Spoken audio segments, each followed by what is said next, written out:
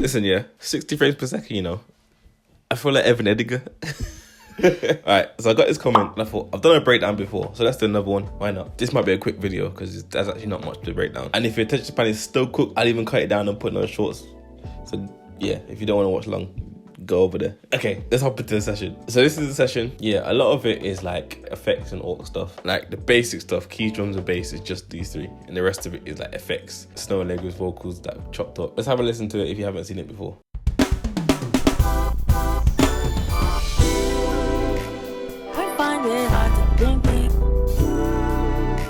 Some days are easier. I find it hard to think. Some days are easier. I find it hard to think. Some days are easier.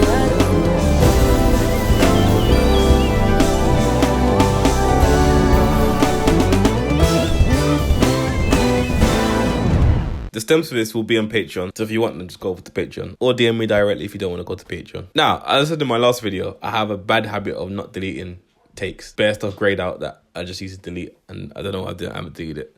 But anyway, let's start from the top. So with these 4 tracks are the Moises stems. Whenever I'm doing an arrangement like this, I just try and split the stems where I can, as best as I can. So I just use Moises and just manipulate it. I find it hard to think. Some days are easier.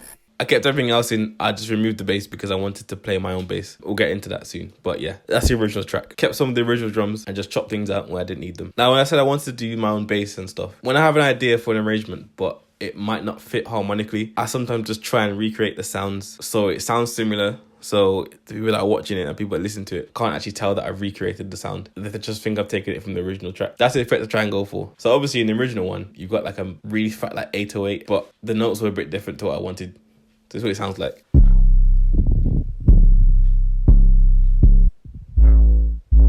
Yeah. So this 808 is just gospel producers, just to sand the sound when you open the plugin.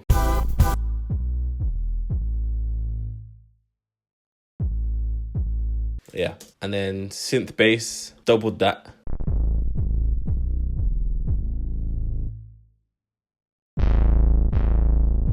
It's from the System 8 Roland Cloud plugin. I can't remember the parameters, so just figure it out. You have a second like synth bass layer that comes in at the second half of the arrangement. This is from my prologue, which is over there, as you can see it on my S90. I need a double stand, so don't worry that the fact that it's just sitting on there. But yeah, so that's another bass stand that I made for my prologue. So I just decided to double it to make it just as fat as possible.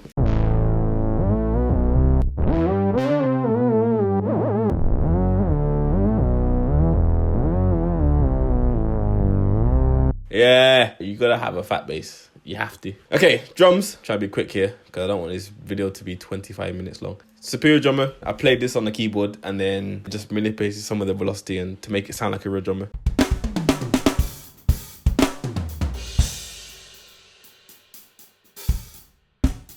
How I'm playing it, I'm thinking like how a drummer would on stage if they're playing for a festival, if they're playing for an artist. Like they usually got SPT. They've usually got an SPD pad with like a snap sound or like triggers on it. So I'm thinking, okay,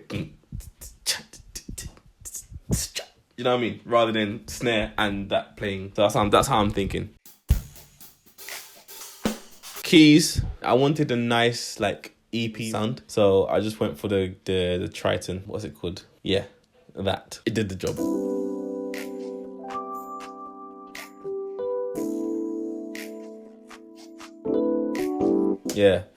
Yeah, I should use that EP more. I actually kind of like it. And then when we get into the main arrangement of it, I added the keyboard. Sorry, not keyboard, a piano.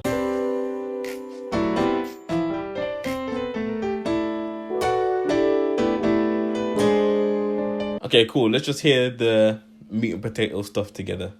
Like I said in my last week's video.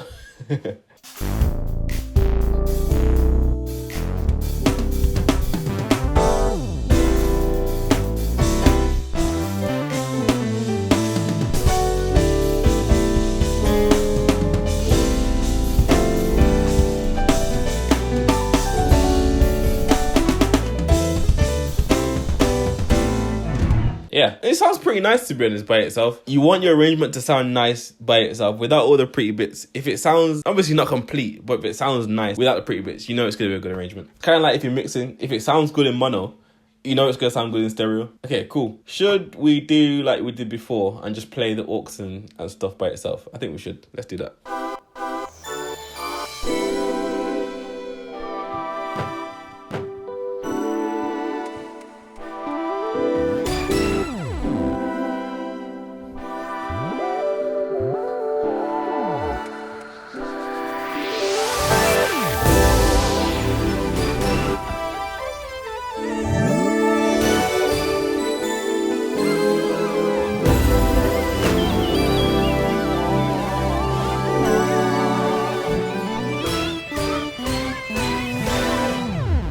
Okay, let's just keep going on the list. So the original remix is just like 4 hits on 2.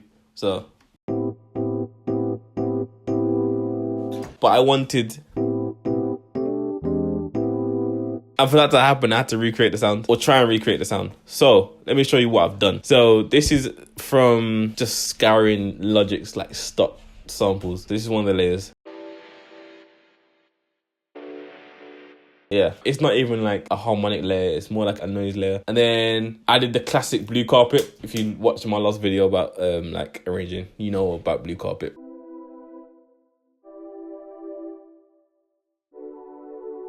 And then we have this third and final layer.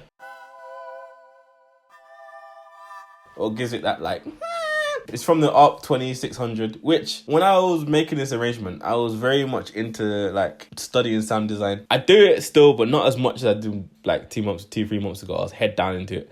I was binge watching Anthony Marinelli's channel. His go-to synth is the ARP 2600. So I thought, okay, let me make it my go-to synth, innit? This is Arturia's emulator, which Arturia, I didn't realize how good their emulations are. Like, it's actually ridiculous. And then you might notice these like bounced in place things. Again, to make it sound like it was sampled, I played the chord, but then just spliced it and cut it so it sounded like it was sampled, like the actual remix does. So then that's it for pads and stuff. In fact, no, I lied. There's something for my chord, for my prologue over there that is helping to bolster the layer.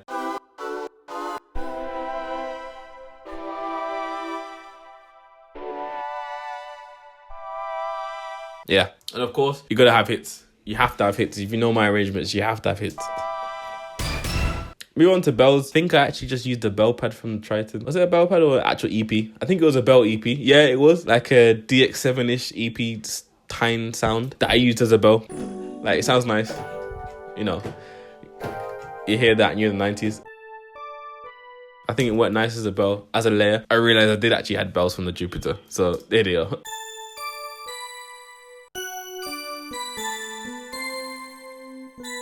Cool. There's a bunch of synths, a bunch of leads. This lead is from the Jupiter.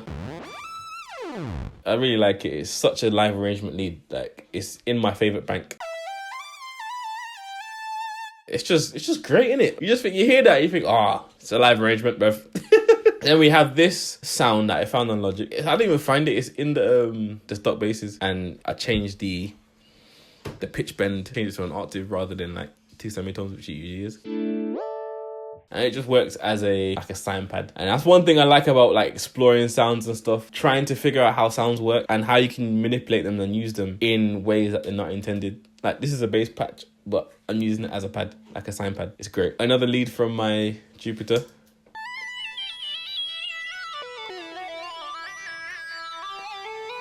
I think that's more as a background thing. Let's see how it sounds in context. If you can hear it, it's on the right.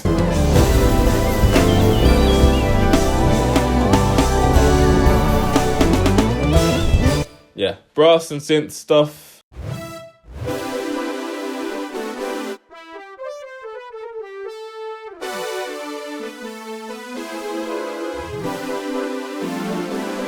This layer is just a synth brass that I made on the Jupiter.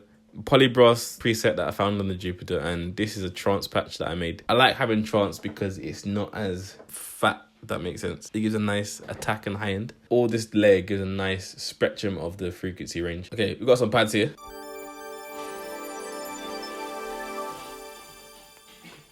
Oh, it's just great. It's just great. I don't remember what any of these are called.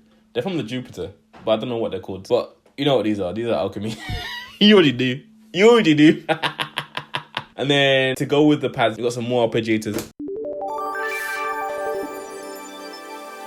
Okay, almost done with the aux. Sine pad. I try and use it sparingly nowadays because it's become so oversaturated in live arranging. When you're curating sounds and soundscapes, you have to remember to not play the same chords. What do I mean by that?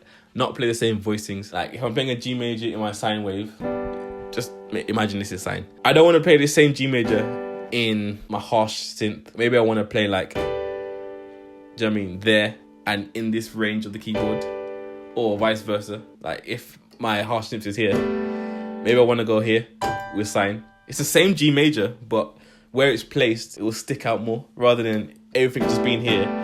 Like if harshness is here and sine's here and everything else is here, nothing's gonna stick out. So just remember to diversify your range. More transitions.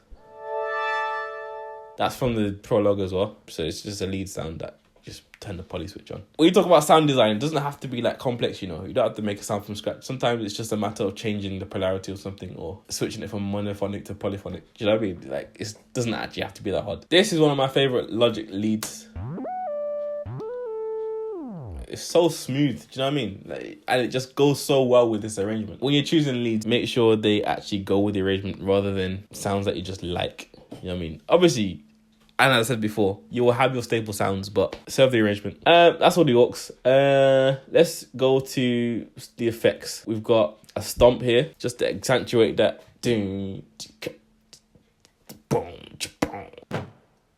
That's actually it. Then it comes in again at the end, just to accentuate that low transition. The alchemy. I mean, I don't even really say it, you know it by now. Use your effects, people. Do you know what I mean? If you got a snap and you want to accentuate it, but use the delay, use the reverb. Wind chimes, gotta have them in. Also, shout out to gospel producers, by the way. Loop Track has a free version, and I haven't bought Loop Track. I'm just using the free version, and it's like, I don't know what to say because it's so good. There's so many good like sound effects, like wind, sub drops, rises, snaps, claps, toms. Like there's so much good stuff on the free version. I can't imagine what's in the paid version. Like that's gospel producers as well. Like that's insane.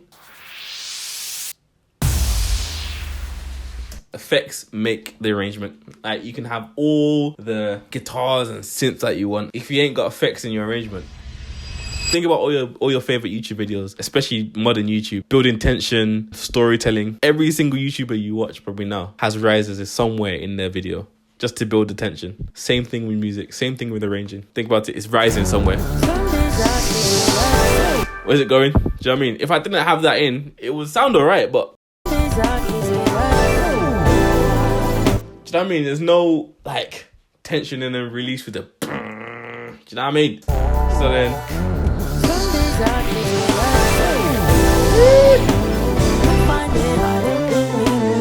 and yeah, that's it for arrangement. With mixing, I am not the greatest mixer, I'll be honest. Multipressor, limiter so it sounds punchy, pan everything, and volume mix it, and then Bob's your uncle. Because it's Instagram and no one actually cares. Do you know what I mean? How many times have you posted on something on Instagram and it has like 1,000 views but like 20 likes? No one cares. So why am I going to spend 4 hours mixing something like this? Do you know what I mean? It doesn't make sense. If you have any questions about arranging and you want to see any more breakdowns, just let me know. DM me. My Instagram's in the description. It's on the screen. Oh, yeah. Have a nice innit?